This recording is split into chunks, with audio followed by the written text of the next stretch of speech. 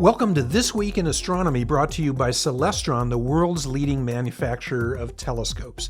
I'm Dave Eicher, editor of Astronomy magazine, and this week we're going to talk about expansion in the cosmos. Well, most everything we know as the cosmos is expanding is moving away from everything else pretty much over the last 13.8 billion years, except that there are local motions, small-scale motions, gravity, and so on. So some things are moving toward each other. And one example of that is our close galaxy to us that's our big friend that defined galaxies, with Hubble originally the Andromeda Galaxy, which lies 2.5 million light years away.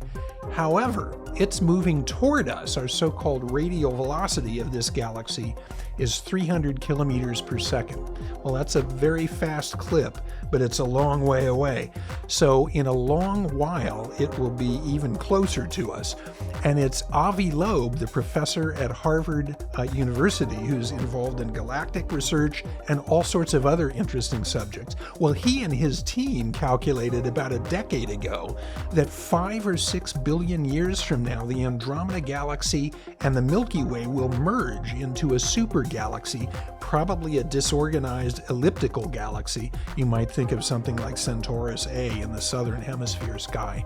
But eventually we'll be living in a huge supergalaxy that Avi and his team call Milkomeda, the Milky Way and Andromeda. So that's where we're headed a long time from now into the future. So there's something to look forward to or to think about when you're next out looking at Andromeda with your binoculars or your Celestron telescope. I'll see you next time.